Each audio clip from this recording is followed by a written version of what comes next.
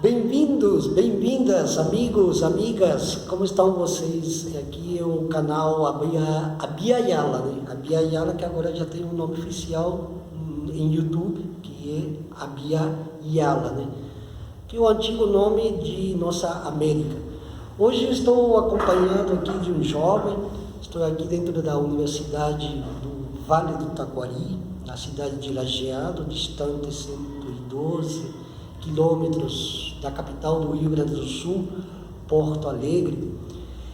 E o tema de hoje vai ser, ou é, educação, um dos temas controvertidos, principalmente nesses tempos que nós estamos vivendo, né, de profundos câmbios, né, de profundas reformas e também de profundas indagações, né, no sentido do que é a educação e ou a pedagogia.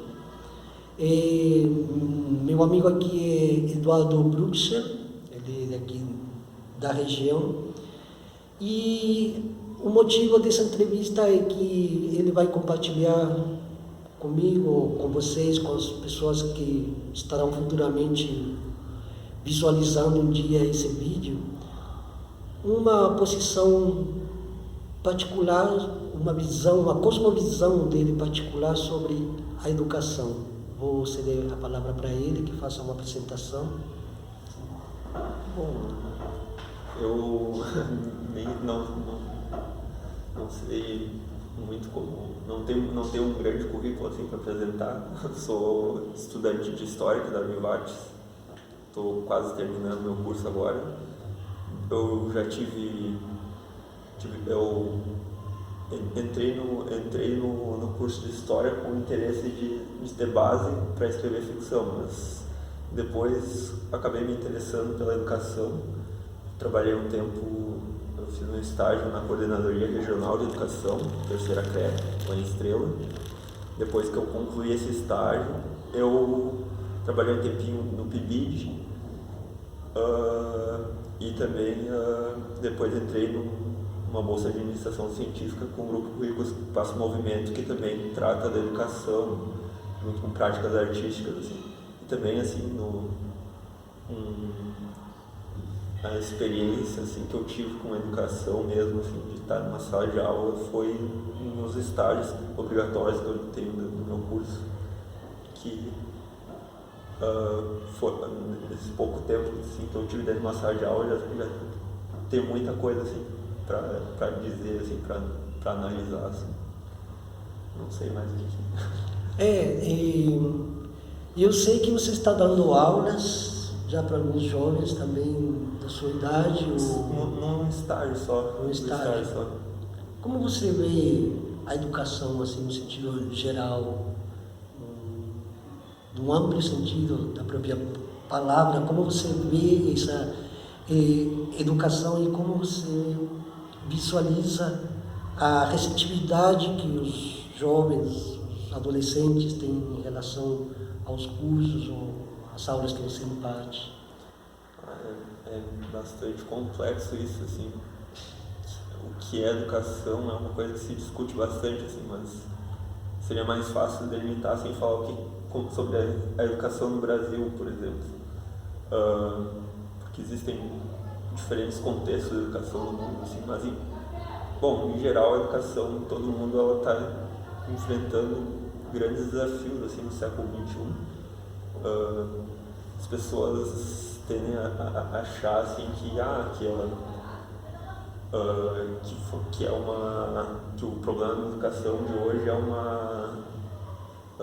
que não se respeita mais os professores como antigamente, não sei o que. As pessoas têm alguns diagnósticos, assim, que me parecem um pouco equivocados, assim, sobre os problemas da educação. Que hoje a educação, hoje o professor, ele já não é mais a única fonte de conhecimento.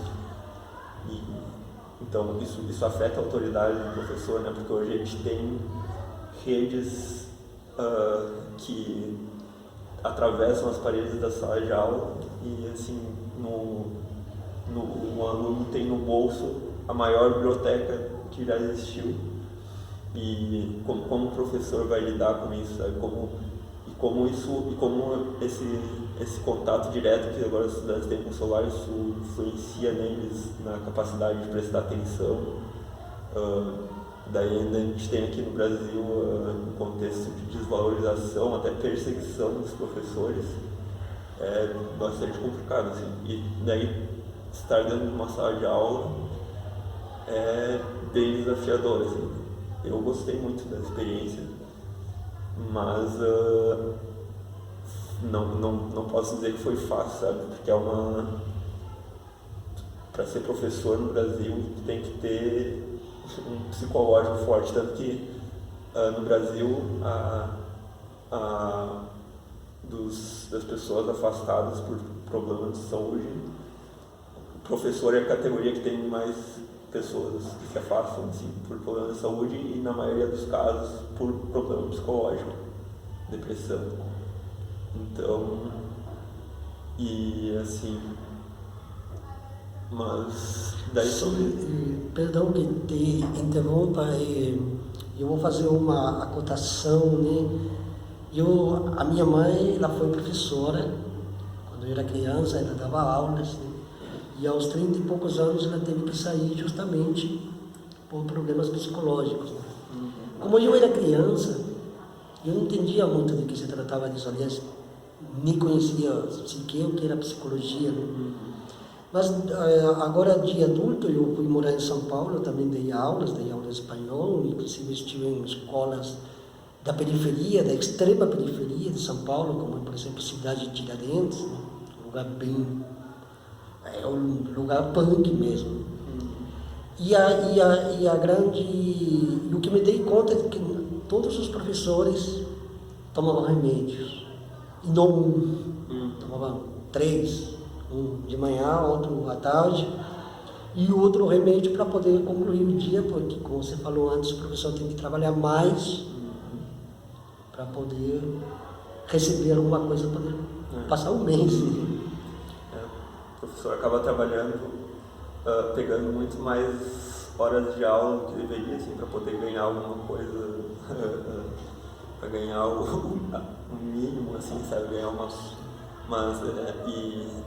e dar aula é um negócio que exige muito planejamento, né, em casa, para tu ter uma aula de qualidade, tu precisa... E que essas horas não são pagas, elas não estão vistas, não estão legisladas dentro das leis trabalhistas. Mas, e assim, sobre o que eu estava falando antes, aí, dos desafios que a gente tem na atualidade, uma outra coisa que é bastante recente no Brasil é a inclusão, né? Nos últimos anos, assim, nas últimas décadas, a escola começou a brigar, ela é um direito, né? Ela se tornou um direito de todo cidadão e até uma obrigação, né? Então era diferente um tempo atrás, quando estava dentro da sala de aula só quando os pais queriam que a criança estivesse lá, era um privilégio estar dentro da sala de aula.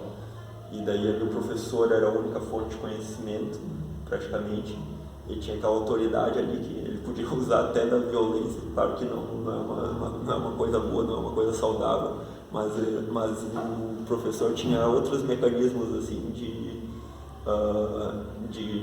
de autoridade, de controle, que hoje não se tem mais. E daí hoje a gente percebe assim, se fala muito assim do professor assim, perdendo essa autoridade e tal.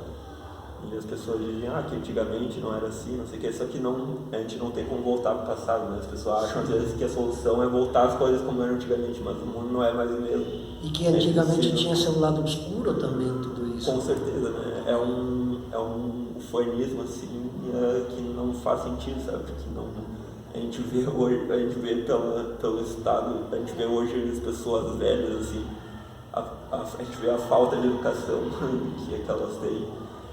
Tu vê que não é de hoje que a educação tem problema, sabe? E hoje, cada vez é mais desafiador lidar com a educação. E ao invés, e aqui no Brasil, ao invés de a gente estar fortalecendo a educação nesse governo atual. A educação está se enfraquecendo, está indo no sentido contrário do que se espera, né? Sim, se sabe que em muitos países, principalmente os países que estão hoje nessa disputa geopolítica mundial, né? China, Rússia, próprio Sudeste Asiático, a própria Coreia, principalmente os países da Ásia, né? São países que durante os últimos 20 anos investiram muito em educação. Só que, por exemplo, eu estudando um pouco como eles foram relevando o tema educacional, para que ele seja abrangente e inclua mais pessoas de uma forma mais pluriversal, não universalista, não unilateral ou unidimensional, mas no sentido de que eles voltaram primeiro às suas raízes, tanto os chineses voltaram às suas categorias, assim como se fala, né, esotericamente, né, a misticidade oriental, os russos também, e o único país da América Latina que está fazendo, que fez isso e deu certo, foi a Bolívia. Ele tem um excelente nível educacional hoje, um país que ninguém dava um centavo, sempre foi um dos países mais miseráveis mesmo, que é a palavra miserabilidade. E hoje eles estão, é o país que mais se levanta economicamente, mas não sei se tu vas até o mesmo ponto de vista, que eu acho que a educação e a economia, eles devem ir juntos. Ou melhor, para que uma economia cresça de verdade, todas as pessoas dessa nação, no caso Brasil, todas as pessoas possam usufruir desses ganhos, a educação e a economia. Não tenho conhecimento de nenhum país que se desenvolveu assim aceleradamente sem um bom investimento em educação e ciência, né? E é engraçado que daí atualmente se fala em as medidas econômicas que visam acelerar o desenvolvimento econômico, elas são de cortar investimento em educação e em ciência, né? Para mim tem várias coisas relacionadas à educação que não faz muito sentido para mim. Bom, eu acho absurdo assim que o atual ministro da Educação, o governo em geral, eles veem o professor quase como um problema, sabe, para o país. E para eles é um problema, sabe, que o professor, se tivesse uma educação de qualidade, se tivesse mais bons professores no Brasil, esse governo não estaria onde está, né? Não existiria. E assim, tem várias propostas que são discutidas agora. Por exemplo, uma das soluções apresentadas pelo governo é a militarização das escolas, né? Sim. Que eles estão com um projeto assim, em várias cidades, eles não têm, mas aí assim, eles não têm muito critério assim, para escolher, tipo, é uma coisa meio, é uma imposição, assim.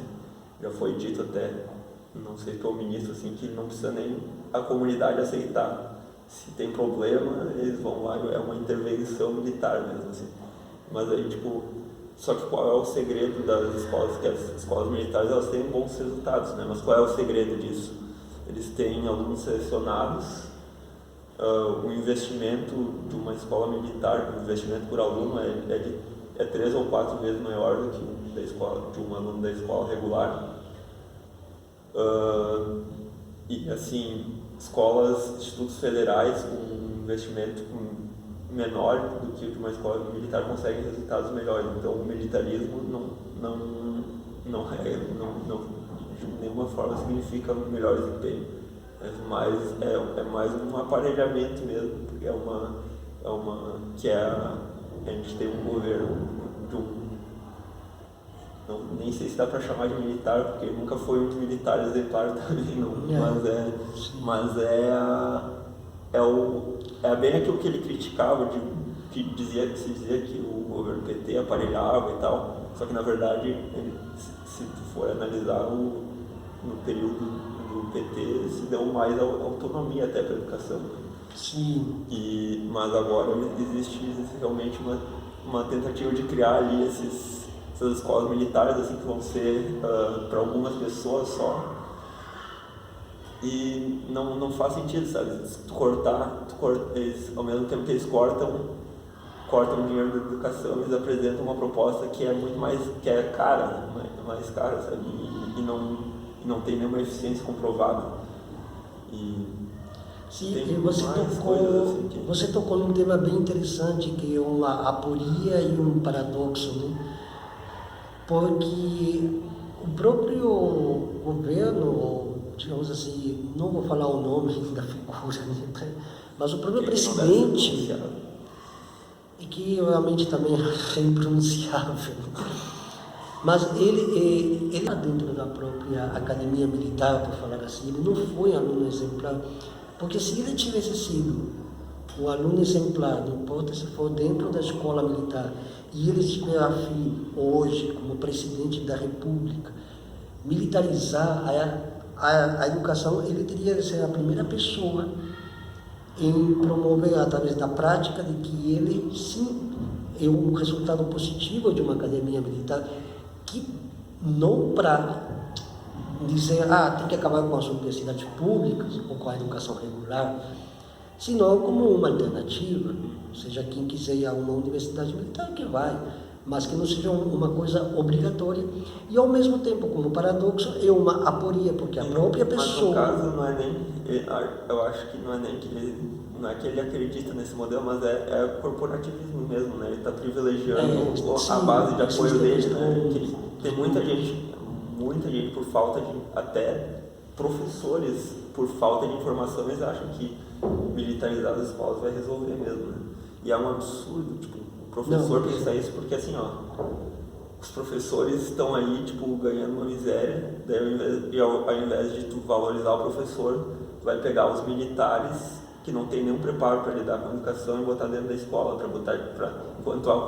enquanto na rua a gente tem violência, a gente vai pegar os militares e vai desviar eles da função deles para botar dentro de uma escola para cuidar de criança, que é o trabalho que os professores têm qualificação, têm estudo para isso.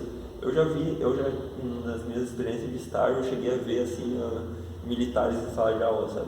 Foi um caso assim, um dia que veio dois soldados assim, do Corpo de Bombeiros, eles vieram dar uma aula assim, para a turma que eu estava observando sobre primeiros socorros e tal. Mas assim, eles não têm o mínimo preparo, sabe, para passar informação, para transmitir a informação, sabe? E falavam muita besteira, sabe? Tipo, Sim, às vezes isso também acontece nos professores, eu já dei aulas também, eu tive professores que, às vezes, porque antigamente existia, ou ainda existe, aquela questão de priorizar a memória por sobre a vocação do aluno. A gente pode memorizar eventos, datas, nomes, teorias, um monte de elementos, né? Mas como você vai transmitir esses elementos, essas teorias, como você vai transmitir é a forma como o aluno vai receptar. Se o aluno receptar médio, é porque o desempenho do professor na hora de passar a informação é pífio. Sim. Porque ele não foi preparado no sentido de ser um pedagogo de sua própria pedagogia. Sim. E mesmo com toda a formação que tem um professor, ainda tem muitos que não são muito capacitados para passar o conhecimento adiante, sabe? É bem complicado. Assim, desde que eu comecei a me interessar por educação, assim, eu venho desenvolvendo assim, as minhas estratégias assim, de como atrair a atenção dos alunos e tal, que a aula tem que ser, hoje, se a aula não for um pouco emocionante, se ela não tiver algo que interesse os alunos, o efeito vai ser nulo, assim, porque eles vai entrar por um ouvido e vai sair pelo outro, assim, não vai adiantar de nada. Eu tenho um colega em São Paulo que ele teatraliza suas aulas de história e ciências sociais, né? Ele faz teatro para poder cativar. Uma das... Então ele, por exemplo, ele vai teatralizando questões teóricas, inclusive, fulano de tal falou tal coisa, e alguém grava. Eu sei porque um dia eu assisti uma aula desse amigo, um amigo professor lá, Marco Antônio Bin, muito bom professor, pessoa inteligentíssima também. E ele teatralizava e aos poucos as pessoas, os alunos dele iam memorizando certas coisas. Por exemplo, fulano de tal dizem que falou tal coisa, quem foi? Immanuel Kant, por exemplo. E como você, se você fosse Kant, como você diria aquela frase, aquela sentença? Eu diria assim, blá, blá, blá, e vai teatralizando. Cada aluno vai, com os seus gestos, com os seus trejeitos, seus modos de expressar-se. Aí ele vai, mais do que memorizando, ele vai sentindo ele mesmo o que significa essa sentença. O aluno ele tem que conseguir explicar o conteúdo para si mesmo. Ele tem que, exatamente, por isso não uma adianta pedagogia... só reproduzir ali o pensamento do autor com palavras que o aluno nem conhece, né? Exatamente. Né? Saber reproduzir não adianta. E outra coisa, eu acho que também uma das coisas que ultimamente, não porque eu esteja estudando, mas eu acredito que a descolonização da educação hoje não é uma opção, não é uma alternativa, é uma necessidade. A descolonização da educação.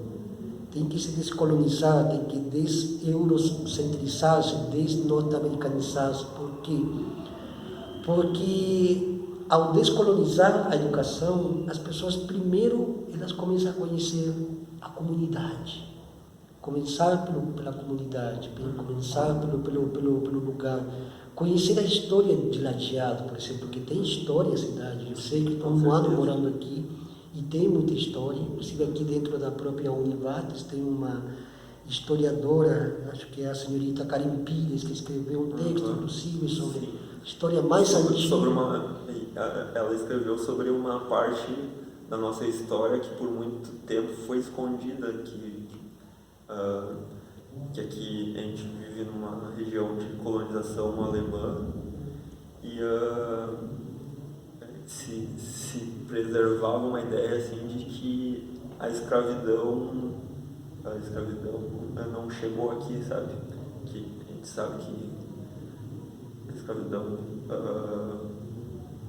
foi uma mão de obra utilizada por todo o Brasil, mas assim como aqui eram imigrantes alemães que vieram assim sem muitas posses e tal, daí se dizia, não, aqui a gente não tinha, mas na verdade assim que era uma coisa da época, sabe, assim que se tinha alguma ascensão social, as pessoas compravam escravos, as pessoas em Estrela, a cidade onde eu moro, tem lá na praça da cidade tem uma estátua do Antônio Mena Barreto, que era o dono da fazenda que se tornou a nossa cidade.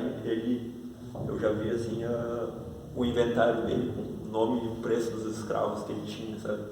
Mas é uma coisa que não se fala, sabe? As pessoas se apagam, sabe? Se tu perguntar para as pessoas mais velhas, assim, por exemplo, para minha avó, ela talvez nem se dá conta, assim, mas tinha, por exemplo,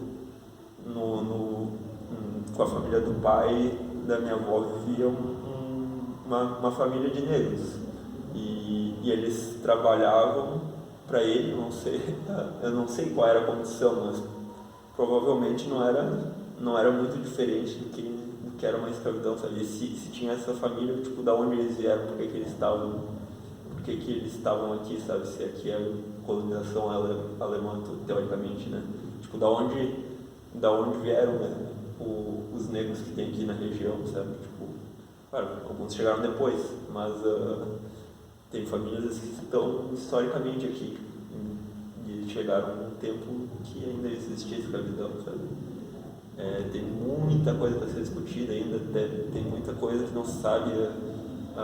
O Jandir também já escreveu sobre isso,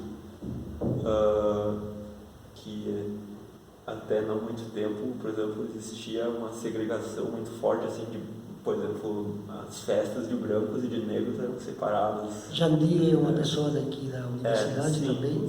Formado em História. E também tem muita coisa, assim, sabe, que não se fala muito. Sim, porque tem essa coisa que Casa Grande se exala só pelos livros pelas histórias que aconteceram em cidades como São Paulo, Rio de Janeiro, Salvador, e o resto do país ficou meio que às escuras nessa etapa, né? Onde a escravidão era utilizada em larga escala, não tem como esconder. Aqui, como eram proprietários, pequenos proprietários, escravos, digamos assim, ficou mais escondido, mas hoje se vem resgatando essa história, era um sistema mais feudal aqui, mas tipo absoluto, não é... Feudal não seria o certo de dizer, assim, não. Absolutismo alemão. Um negócio bem Ana Bolena. Uma coisa bem específica aqui. Bem específica, sim. Porque a região aqui tem uma outra dinâmica também, bem diferente. Outra coisa que o conflito com os indígenas também aqui foi muito forte. Aqui o Rio Grande do Sul é uma região assim, fronteira, sempre foi muito disputado por portugueses, espanhóis, indígenas, daí depois chegaram os imigrantes e tal, e houveram políticas assim, de povoamento aqui justamente para assegurar esse território, né? E quem assegurava esse território assegurava ferro e fogo, né? Muitos indígenas foram mortos e escravizados, né?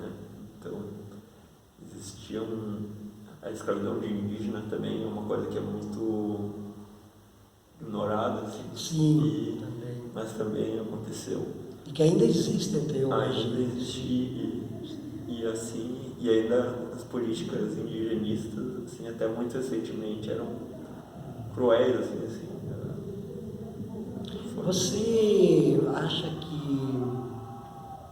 essa universidade precisa se aproximar mais da comunidade justamente para tocar esses temas e gerar uma espécie de um debate público em relação a isso?